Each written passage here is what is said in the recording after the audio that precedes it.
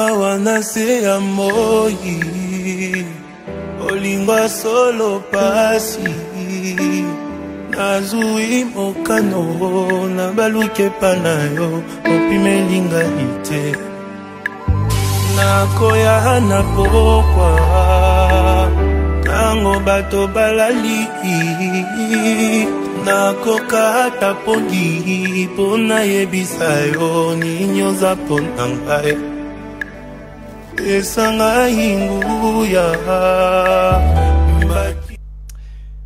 Bienvenue dans notre magazine, votre magazine que vous aimez bien, votre connaissance sur la vie, votre connaissance sur la science. C'est le modèle cosmologique universel créé, inventé par un homme célèbre. De toutes ses connotations, bref, Monsieur Flavien Panzou-Mwaka, c'est un savant. Parce que lorsqu'on a toutes ces connaissances qui est en train d'être transmises à travers ces différents épisodes que nous réalisons, quand on n'a pas cette intelligence, c'est-à-dire, je ne sais pas qu'est-ce que tu es. Aujourd'hui, c'est encore une fois de plus pour votre plaisir que nous recevons pour vous, j'ai dit bien, le savant Flavien Panzou-Mwaka, qui va devoir nous parler, qui va devoir nous dire des choses que vous ignorez, mais qui sont dans les Saintes Écritures de la Bible. En allant de les Saintes Écritures au niveau de la foi chrétienne, ou en allant aussi dans les écrits hébraïques, ou bien en allant dans le livre, de tous les livres qui sont sacrés dans de différentes dimensions de la vie, il en a décortiqué pour donner corps à ça. C'est par ces mots que je reçois M. Flavien Panzou-Mwaka que j'ai dit salutations à vous, M. Flavien. Bonjour, messieurs les journalistes. Les savants Flavien Panzou-Mwaka, c'est là vraiment me va droit au cœur cette connotation. Pensez-vous que je me trompe? Non, non, bon, je ne sais pas. On dit que les termes savants, on ne se l'attribue pas. Mais ce sont les autres qui peuvent effectivement vous l'attribuer. Et les gens peuvent me l'attribuer seulement s'ils ont l'habitude de nous suivre à travers cette chaîne de télévision ainsi qu'à travers mes chaînes sur YouTube, les chaînes Flavien Panzou-Mwaka. Ils verront toutes mes interventions là-bas. Aujourd'hui, nous allons parler une fois de plus dans un thème très capital. Chers téléspectateurs, tenez vos stylos, tenez tout ce que vous pouvez, enregistrer, parce que nous allons parler du commencement de l'univers selon la science et selon la Bible. Cet univers, comment a été-il créé?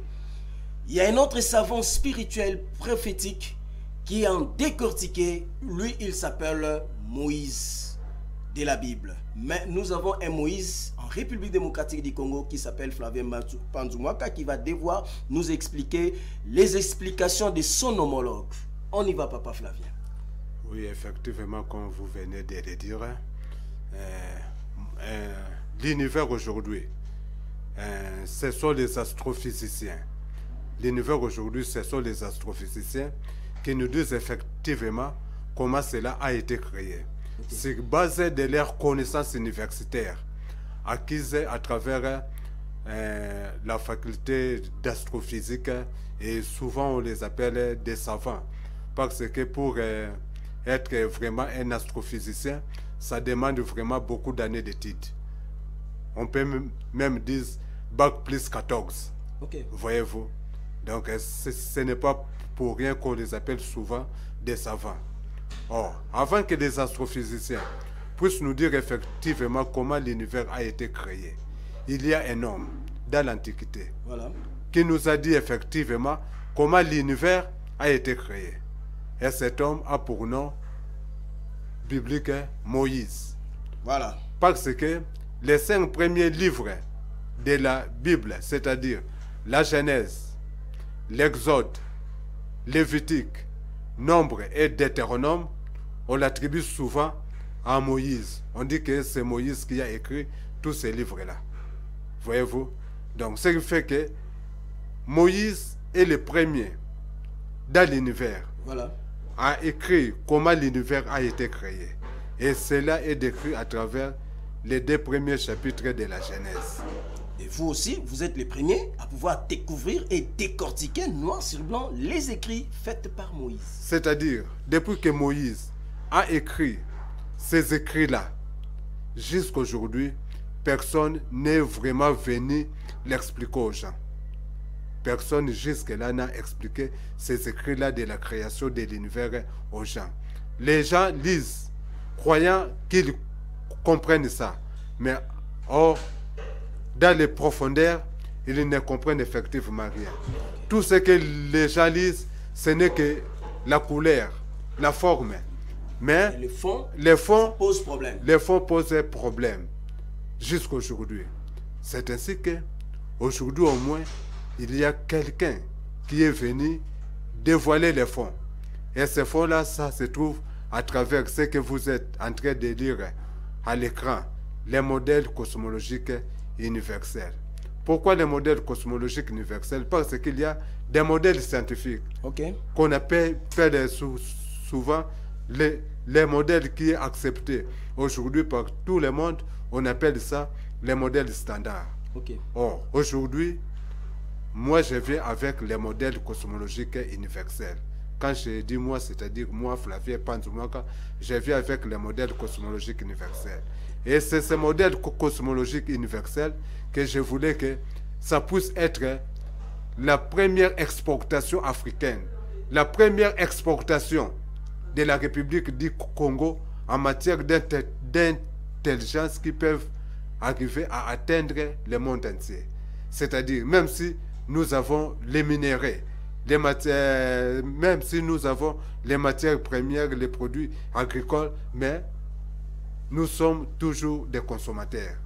Mais maintenant, il y a quelque chose d'intellectuel que nous voulons effectivement exporter dans le monde entier. Qu'il puisse aller aux États-Unis, en France, dans tous les pays du monde. C'est le modèle cosmologique universel qui doit être enseigné dans toutes les facultés de théologie dans le monde entier. C'est une lutte, hein? Savez-vous que c'est un combat que vous devez mener pendant un certain temps, là? Effectivement, pour ce combat-là, je vais vous dire quelque chose que même les chrétiens ignorent. C'est quoi encore? C'est que si Jésus avait seulement laissé les évangiles à ses apôtres, aujourd'hui, les évangiles seraient encore en train de tourner en Israël. Mais Jésus a trouvé quelqu'un qui est arrivé à exporter cela. C'était l'apôtre Saint Paul. Donc c'est grâce à l'apôtre Saint Paul qu'aujourd'hui les évangiles ont atteint le monde entier. Donc c'est pour dire que nous-mêmes aujourd'hui, je peux donner des émissions ici au Congo, faire la vulgarisation. Jamais ça n'atteindra le monde entier. Comme vous avez dit là, j'ai effectivement besoin de soutien. Pas de soutien financier, c'est-à-dire... Non, mais ça peut être aussi important. Non, pas de soutien financier. Pas de soutien financier. Mais si réellement vous pensez que vous pouvez me soutenir à quelque chose pour exporter cette intelligence dans le monde entier, appelez-moi, je vous dirai ce que moi-même, je vous dirai mon programme pour que cela puisse arriver à se réaliser. Et là, je vais dire quelque chose à Lingala. Kimbangu a lobaki, il y aura un jour, Mutumundu a kokoma mundele. Et c'est le début, c'est-à-dire? Quand Simon Kimbangu avait dit cette prophétie, les Noirs n'avaient pas la vision que nous avons aujourd'hui de l'Europe. Tout ce que les Noirs de cette époque-là, 1921, avaient de l'homme blanc, c'est l'intelligence. Donc à travers cette prophétie, Kimbangu voulait dire qu'un jour, les Noirs auront aussi l'intelligence pour se faire valoir dans le monde. Donc si vous croyez que, pour moi, je considère ça comme si le moment est venu pour l'accomplissement de cette prophétie. Donc si réellement vous pensez que vous pouvez arriver à m'aider, appelle-moi. Fais-moi rencontrer le président de la République parce que de moi-même, j'ai essayé par tous les moyens légaux. On me dit que pour rencontrer le président de la République en Afrique, il ne faut pas passer par des moyens légaux. Ce qui est quand même un défaut. Alors, si quelqu'un peut me faire rencontrer le président de la République, parce que cette intelligence que moi j'ai, son exportation fera aussi l'honneur de la République démocratique du Congo. Vous comprenez? Chers téléspectateurs, M. Flavien Panzumwaka, qui est le savant congolais, lance un message en direction du public congolais. C'est-à-dire, bino bayi politique, bayi bozwa kalibaku, bozala kana mokonzambo kabisika nyoso mikolonio sope na ngonga nyoso. Il y a des personnes, il n'a pas besoin de demander l'argent auprès du chef de l'État. Il a besoin de rencontrer le chef de l'État pour lui transmettre un message sûr et fiable. C'est-à-dire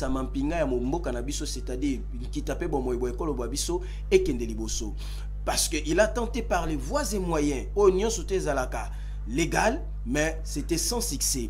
À travers la télé, à travers nos émissions, à travers toutes les prestations que nous sommes en train de faire, nous lançons un appel solennel au chef de l'État. Papa Mokonzamboka, ba service no ba moni, ba yebi, ba yoki.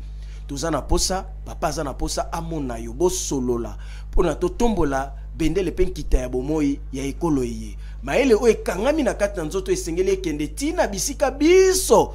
Kobanda yo banda kenkena yo ya yambo te okoti ya babale azana posa ekoma bisika biso me kasi bakroka njam babitumba kobunda eza kosimba te. Mais yo moko la ne émission yo oyoka nini papa Flavien akoyebisa biso na le commencement de l'univers selon la science comme elle a été décrite par la Bible. C'est ça que nous allons en décortiquer. Oyoka touche ya savant Flavien Panzumwaka oya kotalisa na biso banso na bisika tozwami pona to sosola et que makambo le prophète Moïse, le premier savant, a écrit, cela est vrai. Lui aussi c'est un savant congolais qui donne de la matière oyoba. Théologiens, beaucoup de gens dans ce monde ont des lacunes, ont des difficultés de pouvoir comprendre. C'est pourquoi il y a même des formations de l'évangile au sein de l'évangile. Oui, il y a des formations de l'évangile, surtout les premiers et les deuxièmes versets bibliques. Ça a été déformé presque dans toutes les versions de la Bible. Quand je dis dans toutes les versions, c'est dans toutes les versions. Ah, sans exception. Les comment y remédier? Comment le sauver maintenant?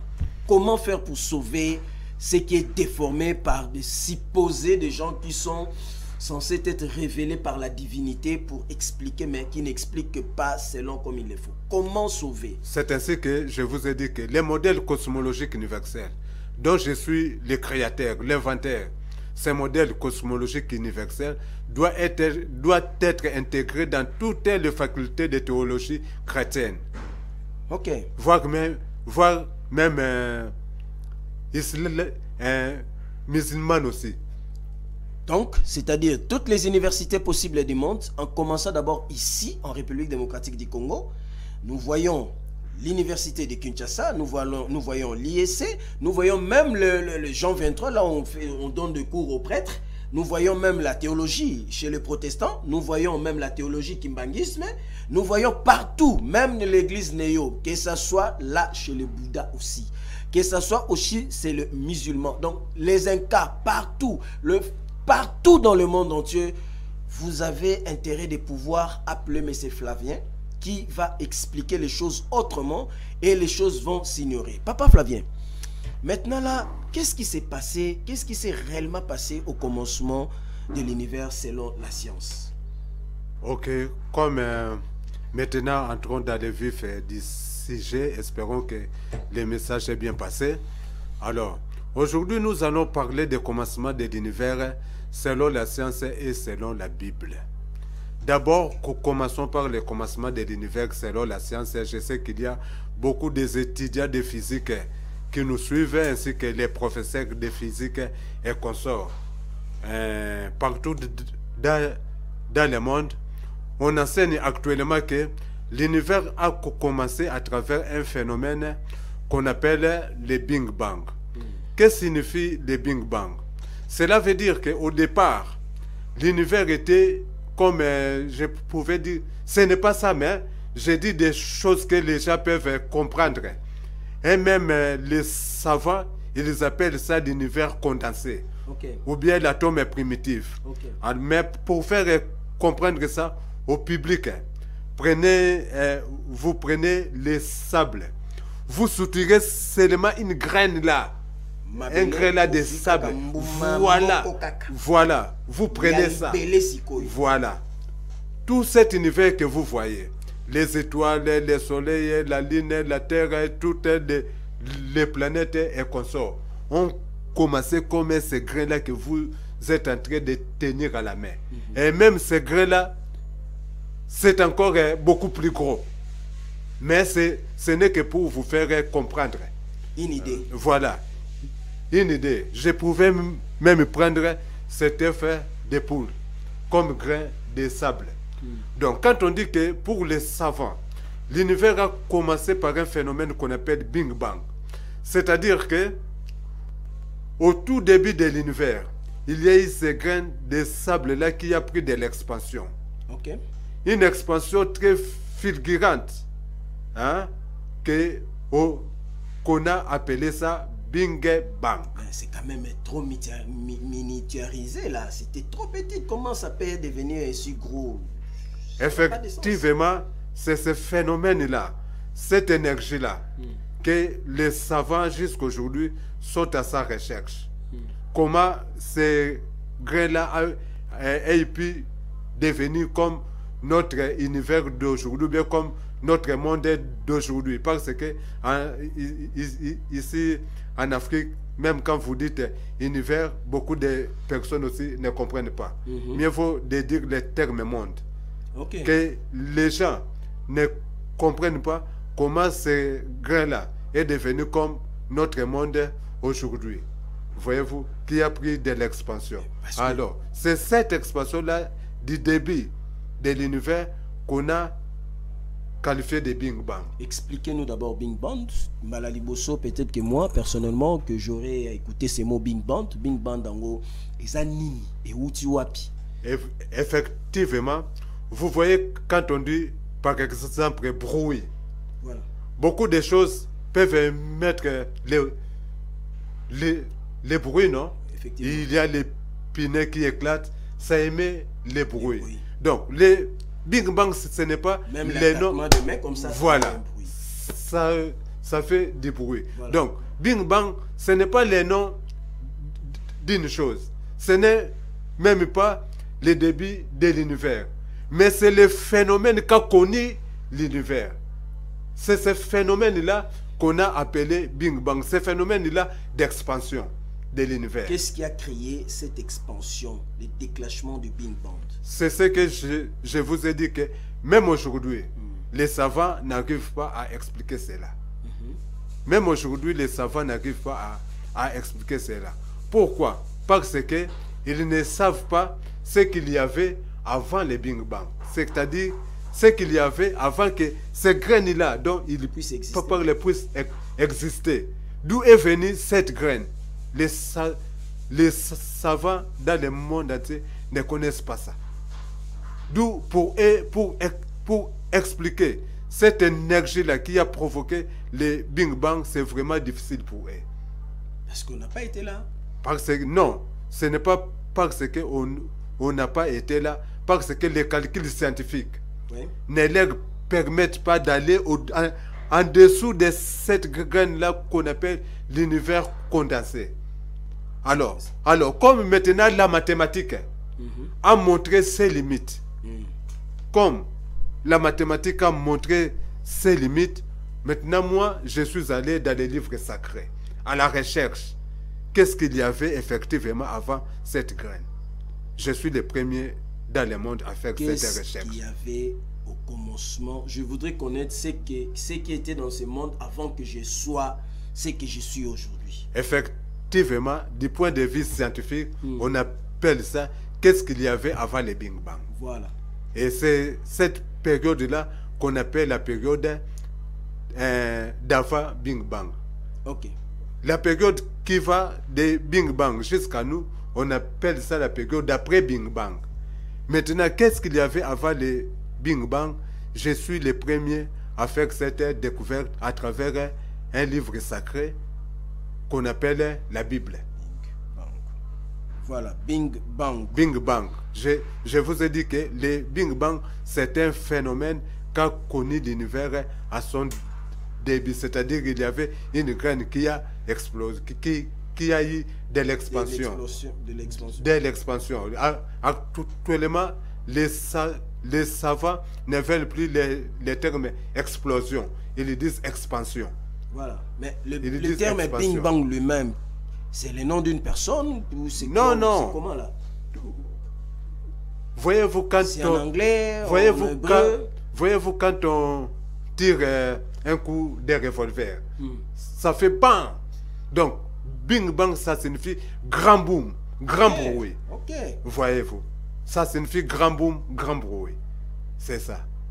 Donc on suppose que quand cette graine-là a eu de l'expansion, il s'est passé quelque chose. D'où ce terme-là a été prononcé Bing Bang par un savant anglais qui s'appelait M. Fred Hoyle. Donc, lui aussi a fait les mêmes études, il était dans de mêmes recherches que vous. Non, il n'était pas dans les mêmes recherches que moi. Oui, lui aussi, il était dans les mêmes recherches que moi. Sauf que lui a eu comme conclusion que l'univers n'a jamais eu de commencement, l'univers a toujours existé. Alors, il y a eu maintenant un prêtre catholique qui s'appelait l'abbé Georges Lemaître. C'est lui qui a dit que l'univers a commencé par quelque chose de très minime qu'il a qualifié de l'atome primitif. Alors, ce savant-là, lui, il était contre ça. Alors, il a posé la question à Georges Lemaître, qui était un savant belge, un prêtre catholique. Il lui a dit, donc, vous voulez dire que l'univers a commencé par un Bing Bang? Un éclatement. Voilà comment ce terme-là a commencé, à travers cette question-là. Et ce terme-là, maintenant, a pris de l'ampleur. C'est-à-dire, vous aussi, vous confirmez que l'univers a commencé par un Bing Bang, par un éclatement, un phénomène qui s'est déclenché. En fait, comment ça s'est déclenché? Mais c'est ça que je vous dis à plusieurs reprises, que jusque-là, on n'a pas encore de réponses. On n'a pas encore de réponses comment le Bing Bang s'est déclenché. Pour qu'on retrouve comment le Bing Bang s'est déclenché, il faut qu'on découvre d'abord comment était l'avant Big Bang. Et comme là, je suis en train de vous le dire que je suis le premier à découvrir comment était l'avant Big Bang dans le monde. Et je l'ai découvert où ça? Toujours dans la Bible, à travers les schémas bibliques de la création. C'est ainsi qu'aujourd'hui, nous allons effectivement parler du commencement de l'univers. Je vous ai dit que selon la science, l'univers a commencé par un phénomène qu'on appelle l'univers condensé. C'est-à-dire qu'il y avait déjà quelque chose de très minime qui a pris de l'expansion. Là, c'est selon les scientifiques. Alors, maintenant, quand nous rentrons dans les écrits sacrés, notamment dans la Bible, là, nous lisons quelque chose de contraire, quelque chose de différent. Ah bon? Oui, dans la Bible, Genèse 1, verset 1, que je suis le seul à venir aujourd'hui donner de l'explication dans le monde. Il est écrit au commencement, Dieu créa les cieux et la terre. La terre était informe et vide. Limitons-nous aujourd'hui seulement par là. Voilà. On nous dit au commencement, Dieu créa les cieux et la terre. La terre était informe et vide. Donc là, on ne nous parle pas de l'univers condensé, mais on nous dit que comment Dieu d'abord a commencé par créer. Bon, disons que les scientifiques n'aiment pas qu'on dise que comment Dieu a commencé par créer. Parce que pour eux, l'univers c'est le fruit des hasards. Commençons seulement par les versets. Au commencement, Dieu créa le ciel et la terre. Comme personne n'a jamais compris ces versets-là, d'où jusqu'à aujourd'hui, ce schéma-là est resté incompris.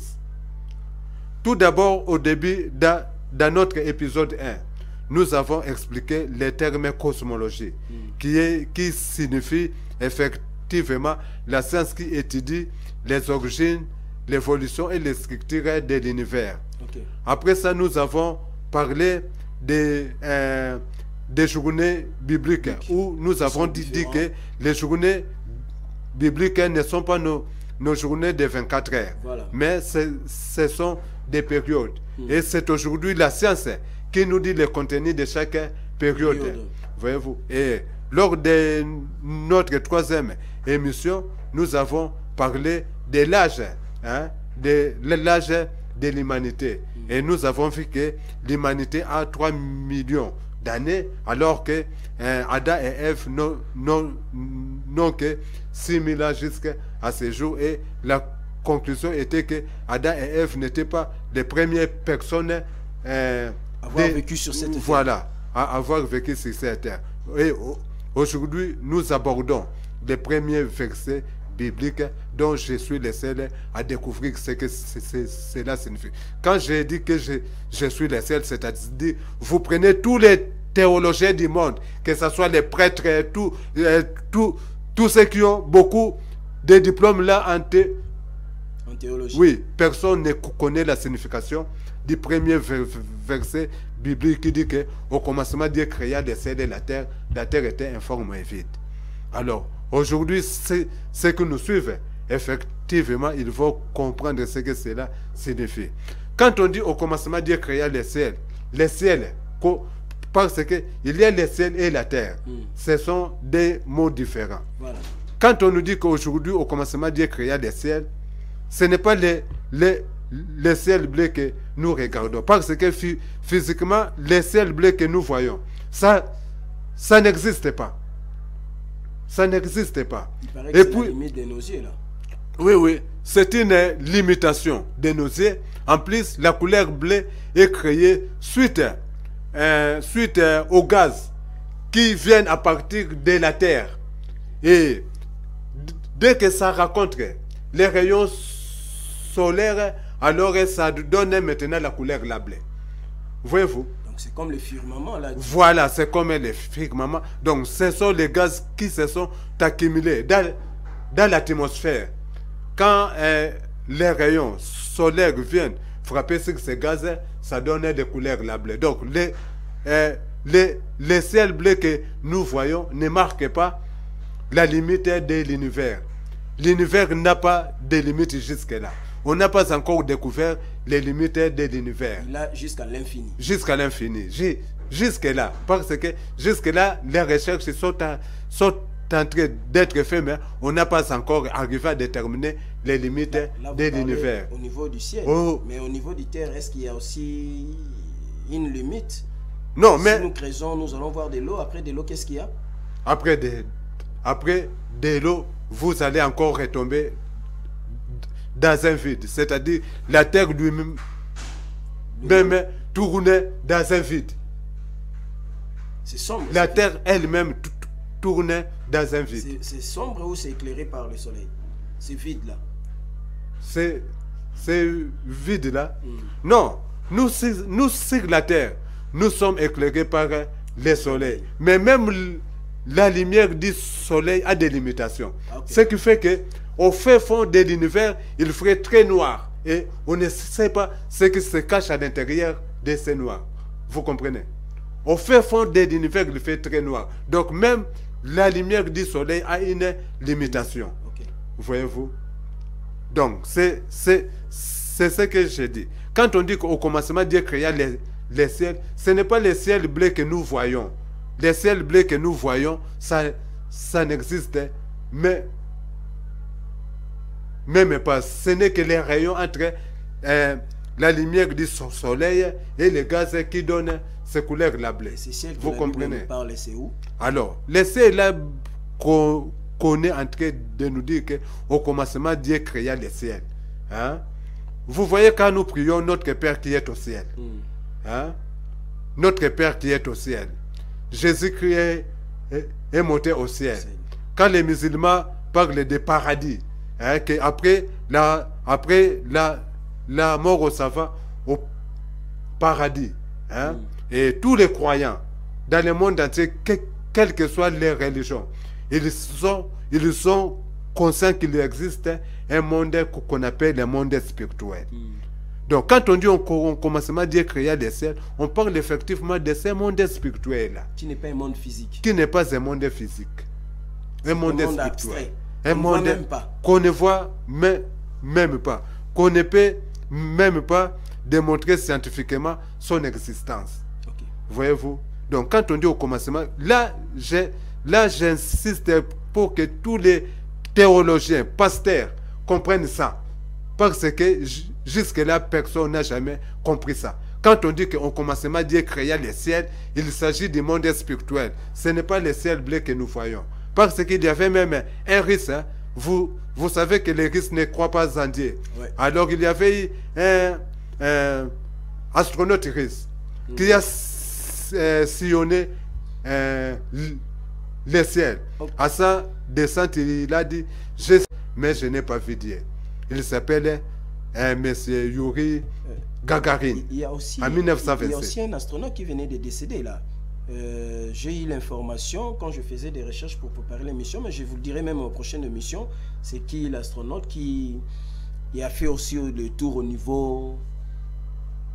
Bon, à part lui, lui au moins il était le premier à faire le tour dans les ciels. Et à ça, descente, il a dit, j'ai sillonné les ciels, mais je n'ai pas vu Dieu. En principe, Yuri Gagarin n'a pas sillonné les ciels, mais il a tout simplement sillonné l'espace. Ah, ça c'est une nuance aussi. L'espace, oui. Les ciels, c'est un mot que la littérature a emprunté, mais à défaut. Les ciels, c'est un mot religieux qui signifie le monde spirituel. Voyez-vous? Mais maintenant, on utilise ça aussi pour désigner l'espace, mais c'est un mot religieux qui désigne effectivement le monde spirituel. Alors, quand on dit au commencement, Dieu créa les ciels et la terre. Maintenant, ce mot la terre, ce n'est pas notre terre que nous sommes en train de marcher. Notre terre a été créée au 3e jour selon la Bible. Et il a été créé 9000 ans après le Big Bang selon la science. Voyez-vous? Alors, au commencement, là, quand on dit Dieu a créé les ciels et la terre, Moïse, qui est l'homme le plus intelligent qui n'a jamais été égalé jusqu'à ce jour, a défini la terre dont il parlait. Il dit au commencement, Dieu créa les ciels et la terre, mais la terre était invisible et vide. Là, c'est la Bible version 70 qui a été traduite par les Hébreux et même de l'hébreu en grec. Il dit, au commencement, Dieu créa les ciels et la terre, mais la terre était informe et vide. Alors là, maintenant, Moïse, comme le mot univers n'existait pas, il a utilisé le terme terre. Mais, 70. Oui, il a utilisé le terme terre. Mais pour démontrer qu'il ne s'agissait pas de cette terre, c'est ainsi qu'il a dit la terre était invisible et vide. Alors, maintenant, quand les traducteurs sont venus après, ils ont commencé par se demander comment la terre peut être invisible et vide. Là, du côté Constantin. Non, moi, je n'ai pas parlé des gens qui ont traduit la Bible. Quand ils sont venus, ils ont maintenant commencé à se demander comment cette terre peut être invisible et vide. Alors, ils ont commencé par créer leur propre mot. C'est ainsi que Louis II... Donc, ils ont modifié. Voilà, c'est ainsi que Louis II dira que la terre était informe et vide. Dans la Bible de Jérusalem, c'est écrit la terre était vague et vide. Chez les témoins de Jéhovah, on dira que la terre était désert. Et pourtant, Moïse ne parlait pas de cette terre. Mais comme tous ces traducteurs-là, ces théologiens-là, ne connaissaient pas les notions de la cosmologie, ils ont pris ça d'une manière littérale.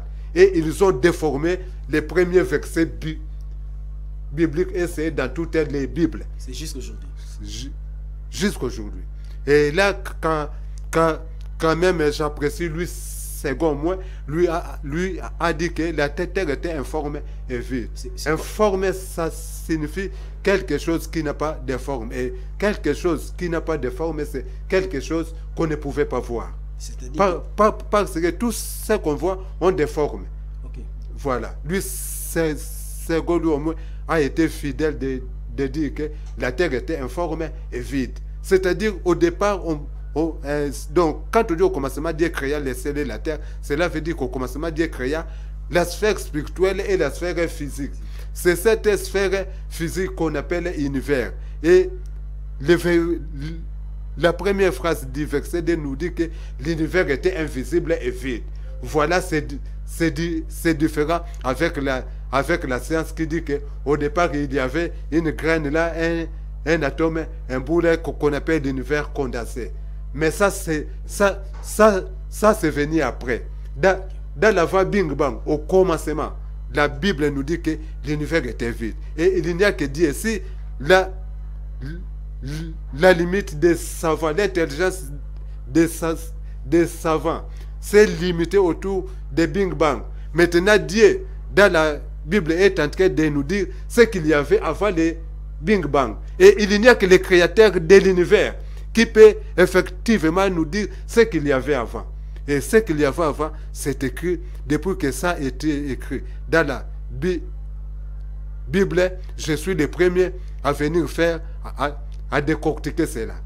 Voyez-vous que au commencement, Dieu créa les cieux et la terre, veut dire qu'au commencement, Dieu créa la sphère spirituelle et la sphère physique. Mais la sphère physique au commencement était encore vide. Il n'y avait encore rien. Il n'y avait encore rien. C'est par après. Il n'y avait encore rien. Non, non. Là, on ne sait pas mettre les années. 9000 ans, c'est à partir de Big Bang jusqu'à nos jours. Mais avant le Big Bang, on ne sait pas mettre les années parce que les scientifiques n'ont jamais découvert la sphère là forcément que ça a pris beaucoup de temps aussi. Peut-être qu'ici, il faudra qu'on se le dise selon la science. Effectivement, si aujourd'hui, les scientifiques lisaient mes livres et qu'ils veulent maintenant faire des recherches parce que la pensée précède toujours l'expérimentation ou bien les observations. Donc, à travers ce que j'ai dit maintenant, les scientifiques seront maintenant curieux de voir qu'est-ce qu'il y avait avant les Big Bang en s'inspirant du modèle cosmologique universel dont je suis le créateur, dont je suis l'inventeur. C'est ainsi que j'ai dit qu'il faut que les modèles cosmologiques universels puissent être exportés, que ceci puisse atteindre effectivement la NASA aux États-Unis, parce que ce sont eux qui vont effectivement modéliser cela à travers l'informatique pour savoir effectivement si ce que je suis, si ce que j'ai découvert est vrai ou faux. Voyez-vous, ce n'est pas ici, en République démocratique du Congo, qu'on va confirmer ça, mais c'est la NASA qui va confirmer effectivement. Il a pratiquement tout ce qu'il faut pour faire cette confirmation. Voilà, c'est la NASA effectivement qui va confirmer ce que je suis en train de dire. Donc si vous êtes un théologien, inutile de venir dire vos jugements, parce que ici on n'est pas dans la religion, mais nous sommes effectivement dans la cosmologie, dans la science. Et la cosmologie, notre modèle cosmologique universel ne veut aussi pas de spéculation. Non, le modèle cosmologique universel est le premier modèle au monde qui est venu effectivement combiner la science et la religion. Alors, comme j'ai dit qu'aujourd'hui, on va se limiter. Je sais que vous voulez effectivement comprendre plus, mais le temps nous fait effectivement défaut. Le temps nous fait effectivement défaut. Aujourd'hui, on va se limiter à travers ces versets-là. Au commencement, Dieu créa les cieux et la terre, qui veut dire en conclusion, au commencement, Dieu créa la sphère spirituelle et la sphère physique. Et si vous voulez faire encore beaucoup plus de recherches, vous entrez dans ma chaîne YouTube, Flavien Panzou Mwaka. Là, vous aurez tous les détails. Et si vous voulez voir les livres que j'ai déjà publiés, c'est-à-dire, je ne suis pas un chercheur en herbe. Si vous voulez voir tous les livres que j'ai déjà publiés, entrez dans Google, tapez Flavien Panzou Mwaka. Et là, effectivement, vous aurez les titres de plus de 8 livres que j'ai déjà publiés. Vous pourriez aussi citer certains livres que vous avez déjà publiés pour que les téléspectateurs qui nous regardent, qui voient que voilà, tel livre, si vous voyez tel livre, en tout cas, c'est une apparition, c'est le résumé de ce que vous mettez sur le marché. Vous avez en principe, la dernière publication a pour nom la supériorité de la Bible sur les modèles cosmologiques scientifiques. N'oubliez pas que les modèles cosmologiques scientifiques sont l'œuvre de grands savants qui ont obtenu le prix Nobel. Mais aujourd'hui, il y a un Congolais qui est venu démontrer que malgré leur intelligence, ce qui est écrit dans la Bible concernant la création de l'univers est supérieur à leur théorie. C'est la première fois qu'une telle déclaration est faite à travers le monde.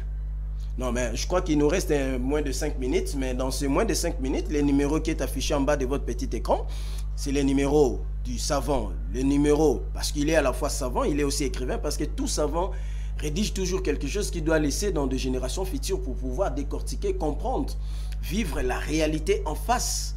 Et tous ces écrits sont là, dans toutes ces publications, dans tous les livres qui sont là, du côté de M. Flavien Panzoumoako, qui est un savant. S'il faudra résumer tout ce que vous venez de dire aujourd'hui par rapport à ces thèmes que nous avons étudiés, que nous avons commencé, le commencement de l'univers selon la science et selon la Bible, où vous avez dit, au commencement, Dieu créa la terre. Au commencement, Dieu créa le ciel et la terre était informe et vide. Qu'est-ce que vous résumez maintenant dans tout ça que les téléspectateurs doivent retenir? Ce que les téléspectateurs doivent retenir et qui doit aussi être enseigné dans les facultés de théologie. Parce que jusque-là, même les théologiens ne connaissent pas la signification de ces versets. Au commencement, Dieu créa le ciel et la terre veut dire tout simplement que au commencement, Dieu créa la sphère spirituelle et la sphère physique. Cela ne vient pas de moi. C'est le mot-là qui suit, qui les définit. Au commencement, Dieu créa le ciel et la terre était informe et vide. C'est pour dire que ce n'était pas cette terre que nous sommes en train de piétiner n'a jamais été invisible. C'est visible, on les voit, non? Oui, c'est visible. C'est pour dire que la terre dont on parle au premier jour biblique n'a rien à voir avec cette terre. Il s'agissait de l'univers. Okay. C'est cet univers qu'on appelle effectivement la sphère physique. Qui a confirmé les thèses de l'abbé Georges Lemaître, qui a dit que... Non. Là, on n'est pas encore arrivé dans la thèse de Georges Lemaître. Et quand nous allons arriver, tout le monde va effectivement s'étonner. Ok. Vraiment, les bonnes choses ne dirent jamais, chers téléspectateurs, chers annonceurs, chers sponsors, chers partenaires, chers tous ces mondes-là qui aiment bien la science. Le ministère de l'USU, en République démocratique du Congo, ou bien vous êtes un ministère de part et d'autre, que vous qui nous suivez de part et d'autre dans le monde entier, vous êtes intéressés à pouvoir apporter votre pierre déficit à cette émission, nous sommes vraiment disposés. Monsieur le savant Panzoumoako est disposé parce qu'il doit faire des voyages, il doit continuer des recherches, il doit faire ceci, cela, pour valoriser le modèle cosmologique universel. Si cette émission vous a plu, c'est grâce à l'équipe technique très costaud que nous avons toujours l'habitude, qui a l'habitude de nous accompagner de Movie Télévision. Moi, votre humble serviteur, votre journaliste Alain Bouya, je vous dis merci. On se retrouve au tout prochain numéro et portez-vous toujours bien. Téléchargez les applications pour la chaîne YouTube de Flavien Panzoumoako et vous allez suivre toutes nos émissions en différé dans nos chaînes YouTube. Vous serez toujours satisfait. Portez-vous bien. On se retrouve au tout prochain numéro. Bye.